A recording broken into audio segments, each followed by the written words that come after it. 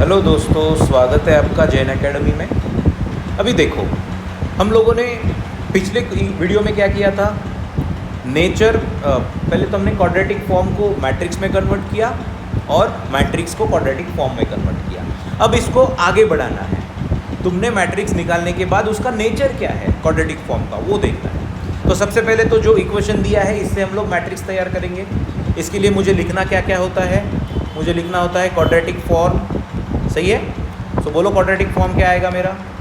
वो आएगा Q of A x is equal to x transpose A into x. सही है। यहाँ पे x कौन होता है, समझो एक रो मैट्रिक्स है x y z। ठीक है।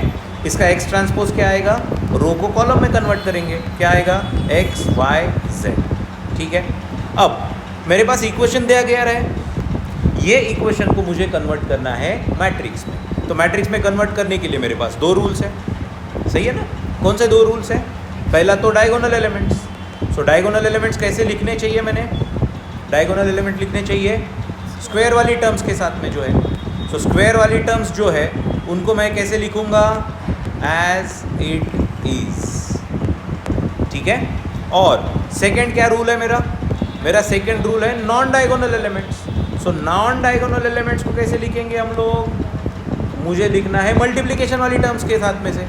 सो मल्टीप्लिकेशन वाली टर्म मतलब x1 x2 x2 x3 x1 x2 वगैरह। तो इनको कैसे लिखेंगे हम लोग मैट्रिक्स में लिखते टाइम, हाफ। मैट्रिक्स में लिखने टाइम कैसे लिखेंगे हम लोग, हाफ। क्यों, क्योंकि ये दो बार लिखना है मैट्रिक्स में, तो इसको कैसे लिखेंगे, हाफ। तो जो इक्वेशन मुझे दिया गया है उस इक्वेशन को मैं सबसे पहले लिख लेता हूँ।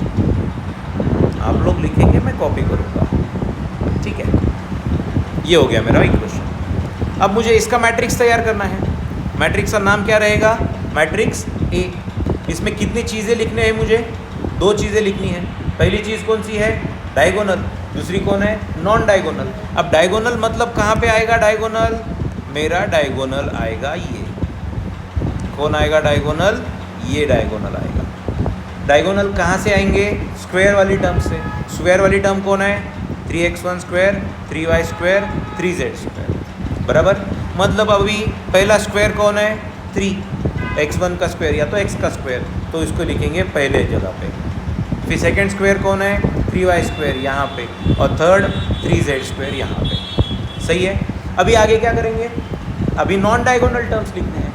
नॉन डायगोनल टर्म्स के लिए मैं क्या लिखूँगा, इसके हाफ टर्म्स लिखने हैं मल्टीप्लिकेशन वालों के।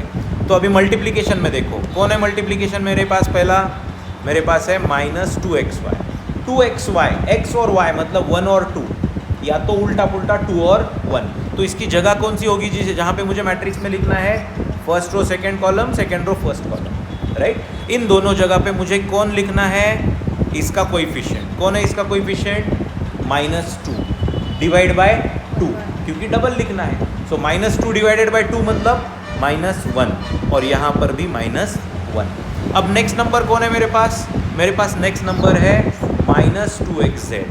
xz मतलब 1 और 3, मतलब इस नंबर को अगर मुझे मैट्रिक्स में लिखना है तो दो जगह पे 1 3 और 3 1, first row second third column, third row first column. इन दोनों जगह पे मुझे लिखने के लिए अब मैं लिखूँगा क्या, बोलो तो, इसका हाफ। इसका हाफ मतलब -2 का हाफ, -1 इस जगह पे, -1 इस जगह पे। लास्ट कौन है अभी, थर्ड वन। मेरा थर्ड वन कौन है, थर्ड वन में -2yz। yz मतलब 2 और 3, मतलब इसकी दो जगह कौन सी है जहाँ पे मुझे लिखना है, एक है ये और एक है ये। अब इसको मैं लिख लेता हूँ। बोलो -2 का हाफ क्या आना चाहिए, -1, और यहाँ पर भी -1। This is my required quadratic form. Quadratic form से बनाया गया इक्वेशन। ठीक है। This is the required quadratic equation. Done. अब मुझे इसका नेचर ढूंढना है। एक बार मेरे पास मेरा मैट्रिक्स आ गया तो मुझे इसके आइगन वैल्यूज़ फाइंड आउट करने हैं। क्या फाइंड आउट करने हैं, आइगन वैल्यूज़। अब आइगन वैल्यूज़ के लिए आप लोग, मैं आई बटन में एक वीडियो देता हूँ, उस वीडियो को फॉलो कर लीजिए और इसको डिटेल में आइगन वैल्यूज़ कैसे निकालते हैं देख लीजिए। ठीक है। तो देखा आपने वीडियो।